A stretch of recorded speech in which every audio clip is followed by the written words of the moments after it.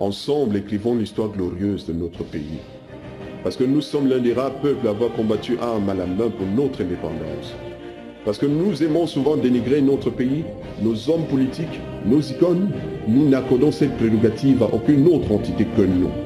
Parce que notre armée a défendu le territoire national contre l'envahisseur. Parce que nous ne laisserons pas notre pays sombrer dans l'obscurantisme fanatique. Parce que nous sommes Camerounais et fiers de l'être, reconnus comme un peuple doté de patriotisme. Parce que nous avons pris l'engagement, comme nos ancêtres, de défendre notre pays. Parce qu'en préservant la paix et la stabilité, des réalisations ont été faites et beaucoup sont en cours.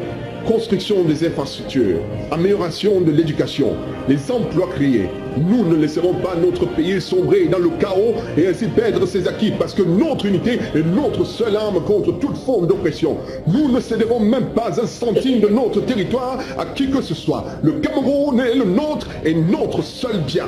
Je suis corporal, sergent, adjudant, lieutenant, capitaine, commandant, colonel, général, commerçant, fonctionnaire, cultivateur, artiste, chômeur, facebooker, danseur, benskiller, taximan, dormeur. Jusqu'à la dernière goutte de notre sang, nous défendrons notre territoire.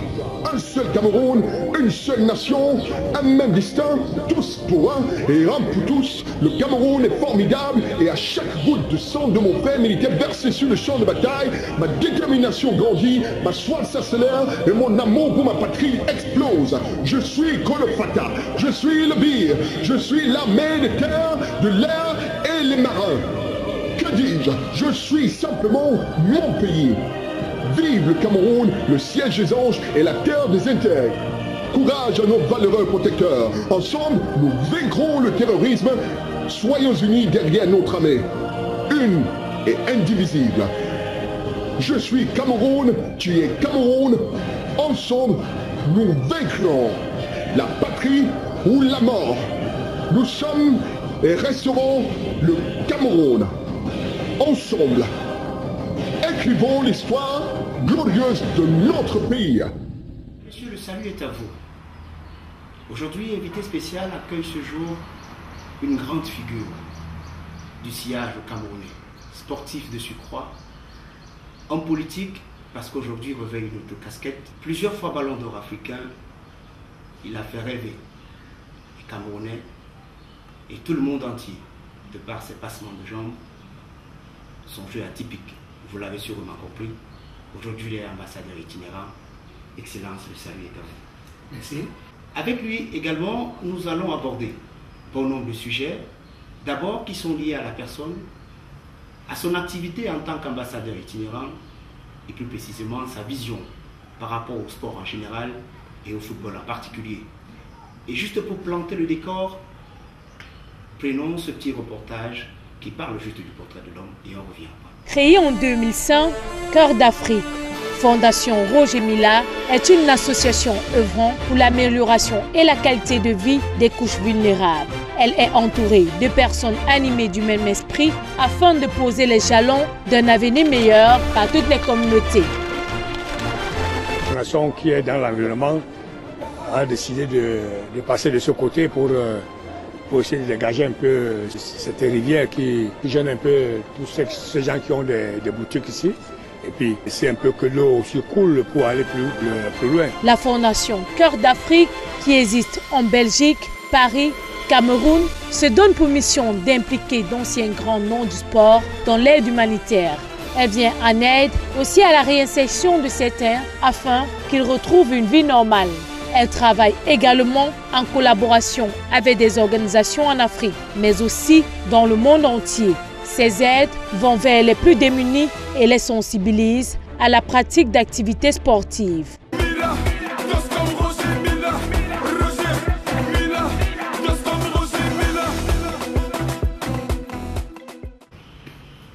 Excellence, merci d'avoir accepté notre invitation.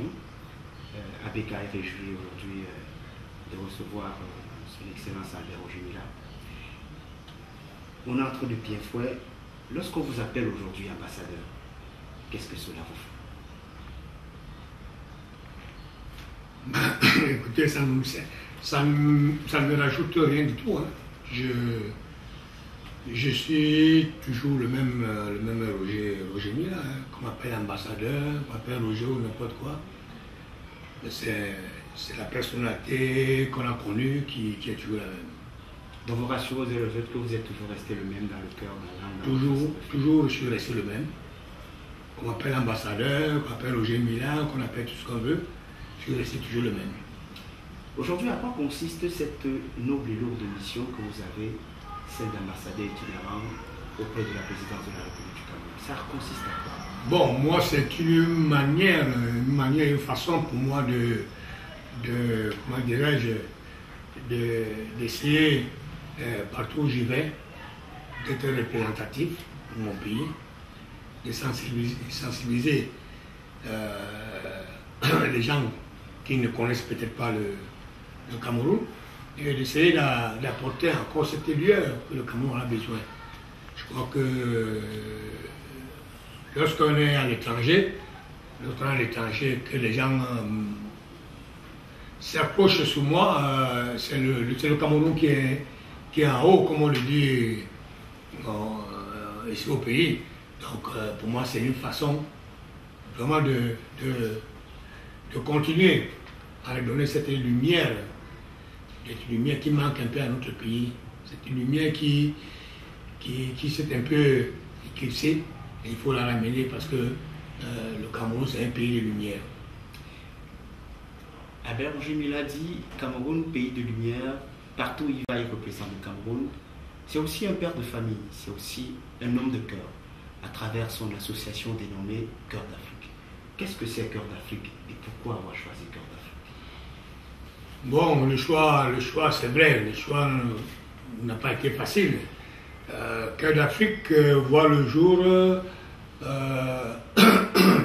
le 5 avril 2007. C'était après le décès de mon épouse par accident de voiture. J'avais voulu mettre en place une fondation pour les accidentés de route. Mais les amis m'ont dit que ça va être très très lourd, parce que avec tous les accidents qu'il y a dans nos routes, je ne sais pas comment est-ce que je vais faire pour joindre les bouts.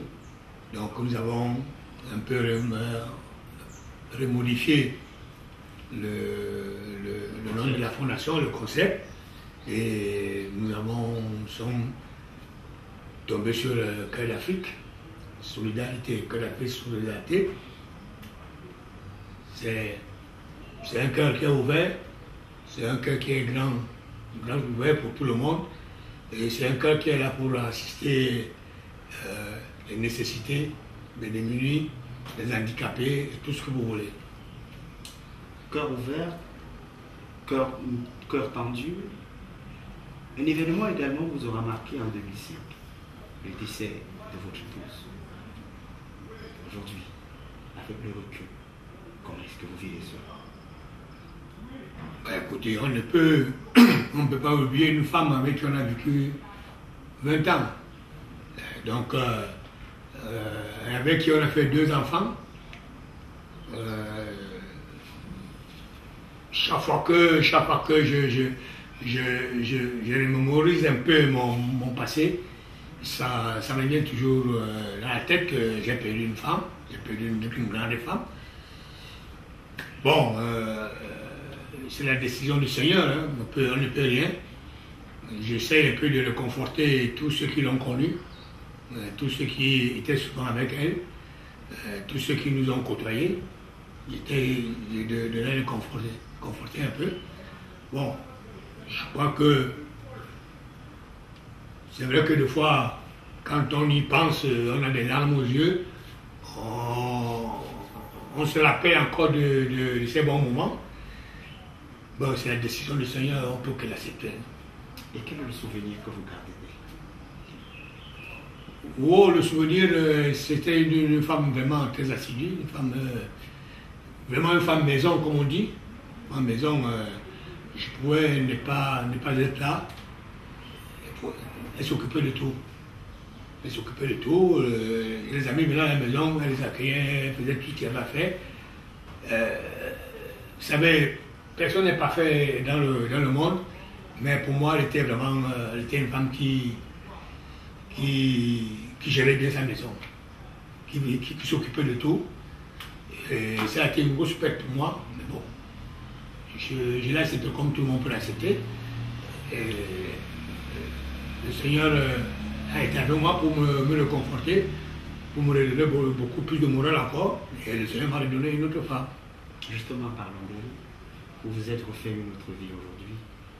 Le Roger Mila d'hier, est-ce que c'est le même aujourd'hui? Non, je suis le même, hein. Je vous l'ai dit en début de... Vous êtes resté aussi constant. Constant, je suis le même. Vous le donnez autant, encore et encore et encore. Tout à fait, je suis resté le même. Il y a certes beaucoup de choses qui se sont passées, que moi j'ai banalisées, mais c'est vrai que c'est des choses très graves. Bon, dans la vie, il faut savoir effacer. Il faut savoir effacer les choses. Il faut savoir oublier. Il faut savoir pardonner. Il faut savoir... Moi, je crois que j'ai refait ma vie. Pour l'instant, tout va très bien avec mon épouse. Elle m'a donné 4 enfants. Je continue ma vie tranquille, grâce au Seigneur. Et tout va bien. Grâce au Seigneur, son Excellence Albert Roger Mila continue sa vie. Maintenant, on va évoquer certains souvenirs. Sûrement, vous allez nous plonger un peu dans une certaine nostalgie. Que vous rappelle un peu cette fameuse phrase « Je vous verrai ». Ben écoutez, ce sont les paroles du chef de l'État. Les paroles du chef. Bon, c'est la phrase du président de la République. C'était lors de mon dernier, mon avant, je dirais avant-dernier match, même pas, lors de la finale de la Coupe du Cameroun, avant que j'aille en Europe. Il avait remis mon maillot. Il a dit, je vous verrai. Il m'a vu. Il a vu l'ambassadeur. Non, il a vu Roger Mila. Il a vu Roger Mila, mais il en a fait. Voilà. Merci. Quels sont pour vous les grands noms qui ont marqué le football, qui vous ont marqué vous, que ce soit au Cameroun ou à l'étranger? Quelques grands noms du football. Bon, grands noms du football, il y en a eu plusieurs. Hein. Il y avait eu le Roi Pelé, il y avait eu le Garincha, le Terzino, le Zico, on avait eu Maradona, on avait eu les Platini en France, les Zidane, au Cameroun, on avait eu les Feu Bapélépé, les Mbete Isaac, Feu Abega Tchofil.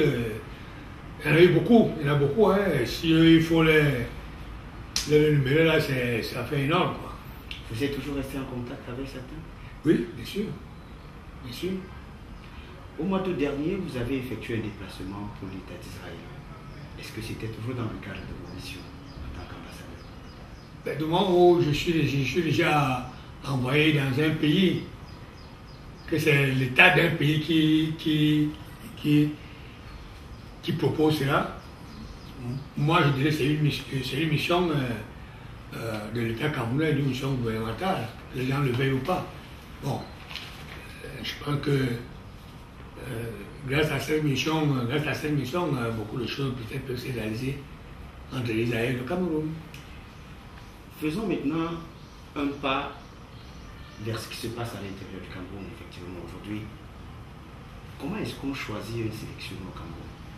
Est-ce que vous avez déjà participé au choix de sélection au Cameroun? Non, jamais. Depuis que l'équipe nationale du Cameroun existe, jamais. Donc je ne peux pas vous dire comment on choisit un entraîneur. Encore moins le montant qui lui a donné. Encore moins. Je ne peux vraiment pas vous dire. Maintenant, comment vous concevez cela? Qu'on a des entraîneurs locaux qui peuvent tout aussi bien faire le travail, parce qu'on a vu quand même les Jean-Marie Nguéné qui ont géré l'équipe pendant un temps, et les Jean-Paul Akonu. Bon, c'est des choix. C'est des choix je dirais des décideurs. C'est qui décident du football camerounais. C'est eux qui décident qui doivent prendre. C'est dommage. C'est dommage qu'on ne puisse pas associer souvent les anciens footballeurs là-dedans. Parce que moi, je vois en France, quand on doit prendre un entraîneur en France, il y a des anciens footballeurs qui ont les paroles, à qui on demande avant que la fédération ou le ministère ne fasse le choix définitif. Mais chez nous, c'est le contraire. Chez nous, c'est le contraire. Chez nous, bon, je ne sais même pas comment ça se passe. Peut-être parce que l'ambassadeur ne veut pas mettre son nez dans... Non, je ne sais pas que je ne veux pas mettre mon nez. Si, peut-être que beaucoup de gens ne me connaissent pas. Si moi, je ne suis pas invité quelque part, si je ne suis pas, concerné pour quelque chose, je ne vais pas. Je ne sais pas pourquoi que je vais aller là-bas pour dire quoi. Si je suis concerné, j'y vais, je donne mon opinion. Si je ne suis pas concerné, je préfère rester là, on nomme un entraîneur. Si ça marche, tant mieux. Si ça ne marche pas, j'apporte mes critiques. Justement, en parlant de critiques, vous avez une critique assez dure envers Voltefinger. Oui. De quoi vous le reprochez exactement? Ben d'abord, sur son comportement. Je dis, quand on est entraîneur, surtout un entraîneur étranger, on doit, c'est cet entraîneur étranger qui doit, comment dirais-je, donner le bon exemple. Hein? Bon exemple de la bonne discipline. S'il n'est pas discipliné lui-même, pourquoi voulez-vous que les joueurs soient disciplinés? Pourquoi voulez-vous que les dirigeants à côté soient disciplinés?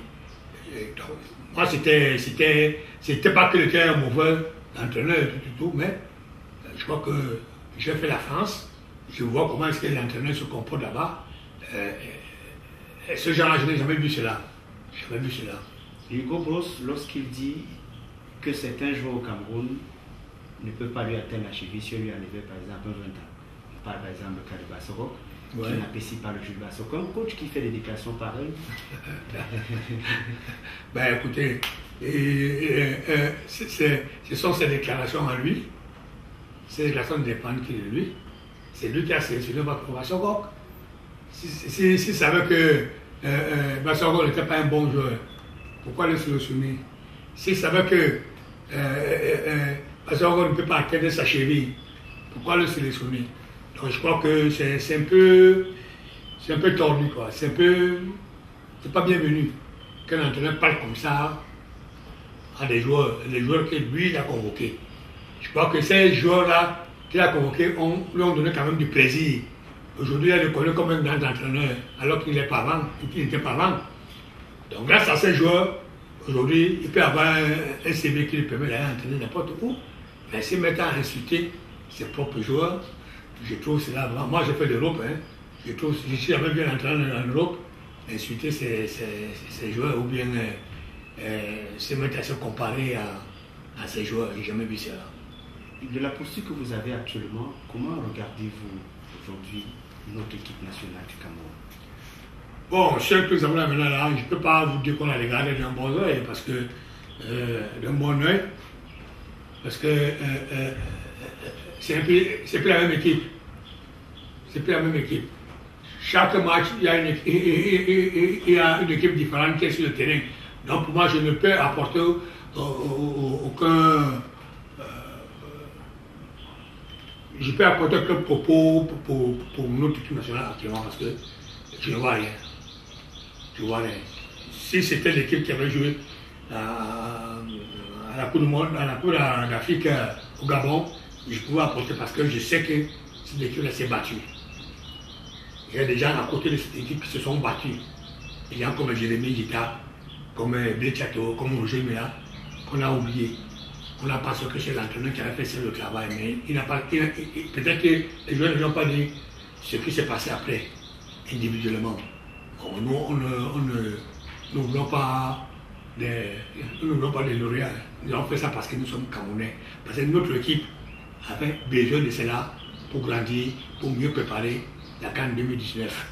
Aujourd'hui, ça devient compliqué. Très, très compliqué. Compliqué, ne voyez-vous pas qu'il est important aujourd'hui de remettre sur la table la question de sélectionneur national local? Ah ben, écoutez, ceux qui vont peut-être suivre l'interview, ce sera à eux de décider demain. Je crois qu'il y a quand même un entraîneur adjoint qui est à côté de gauche, de M. Hugo Broos, qui est camerounais. Mais il paraît qu'il n'écoute même pas. Quand le Camerounais veut parler, ben, c'est vrai des insultes et autres. Bon, moi, je ne rentre pas dans ce moule, c'est un moule qui est trop compliqué. C'est du moment où je ne participe pas au choix des entraîneurs, je n'ai vraiment pas de mots à dire concernant Lobos.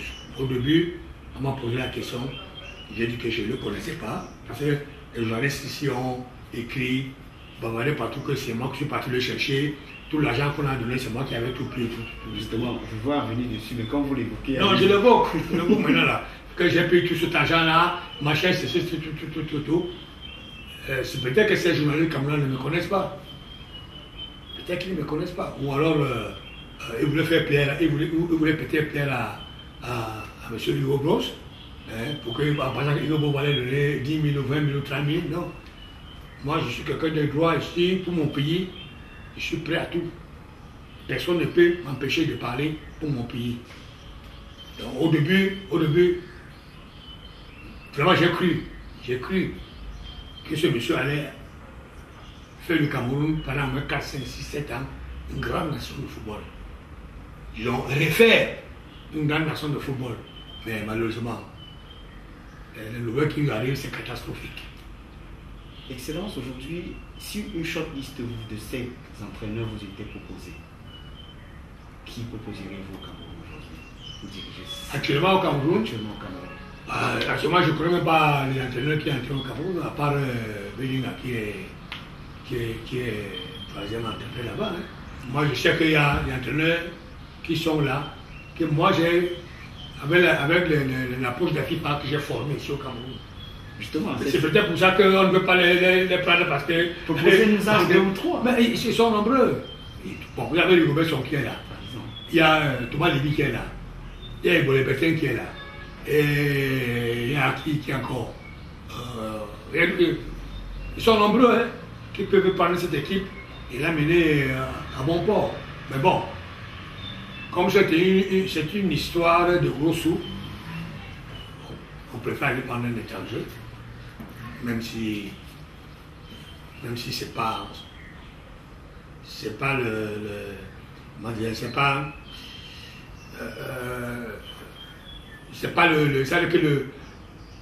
la même entente qu'il y aura entre lui et les entraîneurs là. Bon, on préfère quand même aller chercher un entraîneur comme ça, le mettre à la tête du Cameroun. D'ailleurs, vous avez cité tout à l'heure certains grands noms au Cameroun qui ont constitué l'ancienne gloire aujourd'hui. Pourquoi ces anciennes gloires ne peuvent pas se mettre ensemble pour véritablement prendre les responsabilités et influencer le politique? Mais ils sont ensemble. Personne ne veut les écouter. C'est vrai que nous étions nombreux. Lorsqu'il y avait l'AFC, nous étions nombreux et on s'entendait très très bien. On avait même une équipe de tous ces anciens qui allaient faire des matchs amicaux de partout. Hein. Mais comme on dit toujours, il y a toujours un trait qui sort toujours de quelque part pour aller faire n'importe quoi. On s'entendait tous, hein. On s'entendait tous. C'est les mêmes personnes qui gèrent le football, comme là, qui ont mis le désordre à l'AFC, qui nous ont séparés. Mais nous avons quand même réuni, pendant que l'AFC, on a enterré l'AFC, nous avons quand même mis la syndicat en place. C'est le syndicat aujourd'hui qui marche et qui est géré par Jérémy Gitap. Aujourd'hui, il y a plusieurs jeunes qui évoluent maintenant au sein de l'équipe nationale. Pour vous, quels sont ceux qui sortent du lot? Est-ce que cette génération est capable dans les années antérieures? Justement, je ne les connais pas. Hein. Moi, si vous avez été, je ne les connais pas. J'étais au Gabon, beaucoup d'entre eux, je ne sais pas, à part Boubacar que je connaissais. Hein. Comment tu appelles? Bon, Boubacar, les anciens qui avaient à Boubacar, il y avait un Koulou, il y avait qui je connaissais,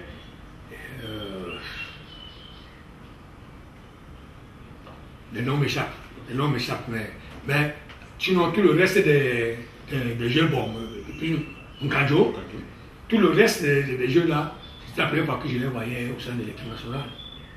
Et j'étais vraiment surpris. Non seulement j'étais surpris, mais j'étais content parce que vraiment, ils ont boué le maillot pour la partie. Et le résultat, nous a donné raison. Pour vous, quel est le remède d'aujourd'hui qu'on peut donner à ce football, en particulier qui est malade, et au sport en général au Cameroun? Il faut lui donner un docteur, hein, s'il est malade.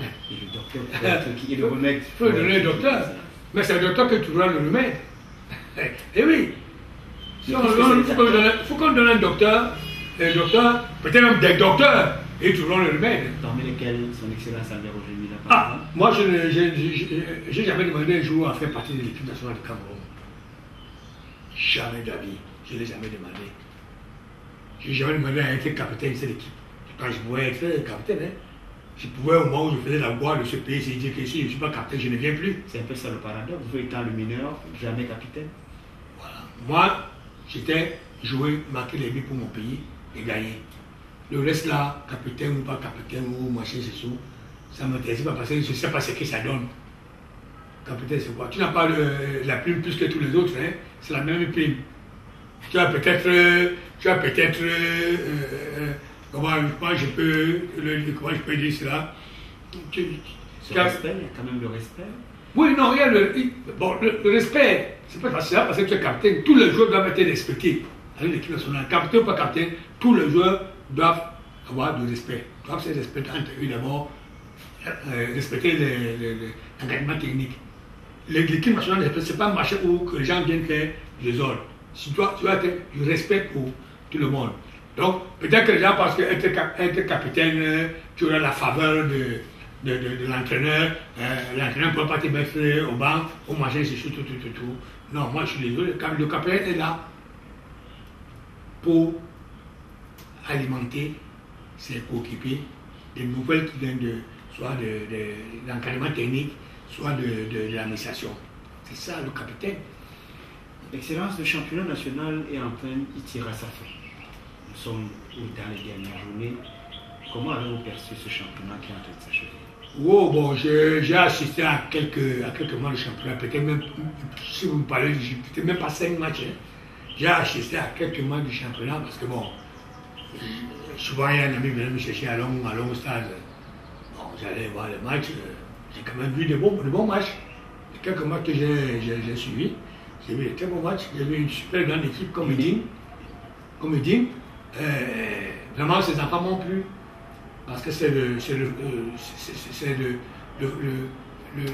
système que nous on joue avant en équipe nationale, c'est-à-dire de l'avant. On n'avait pas non, on avait d'abord droit au but comme disent les Marseillais. Nous on avait vraiment droit au but. J'ai vu quelques équipes, j'ai vu au début Colombe de Saint-Mélima, mais qui après 2-3 matchs a baissé le pied. J'ai vu Edine, qui a maintenu le cap. Bon, Coton évidemment a suivi, et les autres ont suivi, il y a les Astres qui ont suivi tout, bon, même si ce sont écroulés après, mais j'ai quand même vu quelques bons matchs, quelques bons petits joueurs. Edine est champion cette saison 2016-2017. Ben, il le mérite. Excellence, vous appartenez à une grande chapelle footballistique au Cameroun, le TKC. Aujourd'hui, on vous voit beaucoup plus du côté du handball par rapport au foot qui vous a tout donné. Ça s'explique comment? Non, ça s'explique que le Tonnerre, à l'époque, c'était un club omnisport. Il y avait le handball, le basket, la boxe, le cyclisme de volleyball et autres. Et lorsque j'ai quitté le Cameroun, les dirigeants de Tonnerre m'avaient bien demandé de m'occuper du Tonnerre handball. Et à l'époque, c'est le M. Aïssinoa qui était entraîneur. Comme c'était mon ami, bon. J'ai dit ok, je vais m'occuper de la handball. Je suis parti en 1977 en Europe. J'ai continué à gérer cette équipe étant à l'étranger. Ça veut dire que c'est depuis 1973, 1974 que je suis avec l'équipe de Tonnerre handball d'Arles. J'ai continué à gérer cette équipe. Vous savez, je dis toujours quand un homme de sérieux gère une entreprise ou une société ou n'importe quoi, il y a les résultats. L'équipe a toujours des résultats par rapport au football. Parce que c'est pas n'importe quoi là-bas. Là-bas, il y a la discipline, il y a le respect, il y a tout ce que vous voulez. Excellence, avant de sortir de cet entretien, il y a une affaire qui jase un peu la normalisation aujourd'hui. Quel est le regard que vous avez sur la normalisation le processus qui pourra s'enclencher. D'autant plus qu'aujourd'hui, dernière nouvelle, il y a un nouveau secrétaire qui a été voté, les commissions sont dissoutes, d'autres sont maintenues. Est-ce que ça augure des lendemains meilleurs? Moi, aucun rapport. Vous me dites qu'il y a un nouveau secrétaire. Un nouveau secrétaire de quoi? De la fédération ou de la normalisation? Il faut savoir. Il va servir la normalisation, mais bon, il va servir la normalisation. Hein, c'est tout. Dès que la normalisation va finir au mois de février, ils vont tous dégager. C'était le même cas que le ministre Roland Joseph. Donc maintenant, il faut qu'il y ait au mois de février, quand ça va terminer, qu'on prépare peut-être au mois de mars, soit avec les élections, pour qu'on ait un président de fédération. Est-ce que vous attendez que quelque chose de meilleur, de mieux va sortir par rapport à la précédente? Oh, je sais pas. Est-ce que la précédente a été mal gérée? On dit qu'elle n'a pas émis le texte avec certaines erreurs. Non, la précédente n'a pas mal géré le football camerounais. C'est tout simplement parce que il y a eu que c'est le premier vice-président de la Fédération camerounaise de football qui devait prendre ce poste de président de la Fédération camerounaise de football. C'est tout ce qu'on a reproché. Moi-même, j'étais contre lui. J'étais contre qu'il prenne la fédé comme ça, sans que le premier vice-président ne puisse gérer. Bon, l'État a décidé autrement. Et quand on m'a demandé d'accompagner l'équipe nationale, j'ai accompagné l'équipe nationale. Mais la personne en elle n'a pas mal géré, cette transition. Je crois quand même qu'on est champion d'Afrique. Nos filles ont joué la finale de la Coupe d'Afrique, champion d'Afrique, vice-champion aussi. Je ne sais pas qui encore. Ça n'a pas été mal géré. Bon, comme il y a des gens qui pensent qu'ils ont tous d'intérêt dans le football, il fallait aller dans les tribunaux. Quelle honte. Quelle honte que le football camerounais se trouve dans les tribunaux en Guinée équatoriale, au Burkina Faso, en Suisse. Non. Quelle honte. Pour l'argent. Tout ça, les gens bagarrent là, c'est pour l'argent. Excellence, nous organisons la CAN en 2019. Il y a une commission qui va passer au Cameroun. Est-ce que vous êtes confiant? Oui, moi je suis confiant. J'étais encore il y a 3 jours à Olébé pour la visite de ce stade parce que c'est des amis italiens qui construisent ce stade. C'est mes amis. J'ai été là-bas visiter. Le stade en lui-même a la forme. Il a vraiment déjà la forme. La préparation du gazon a déjà commencé. Donc moi je suis convaincu que nous serons à l'heure pour cette Coupe d'Afrique. Excellence, nous sortons par... Si on vous donnait l'occasion de renaître aujourd'hui, comment modifieriez-vous dans votre vie? Non, rien du tout. C'est pas un homme ne modifie pas sa propre vie. C'est le Seigneur qui modifie. Si aujourd'hui je renais, c'est le Seigneur qui va décider quel genre de vie j'aurai. Je ne peux pas dire que demain je serai un banquier, demain je serai un économiste ou non. C'est lui qui décidera ce que je serai. Donc vous êtes fier de ce qu'on fait? Ah, moi je suis fier. Moi je suis fier de ce que je suis fier de la vie que le Seigneur m'a donnée.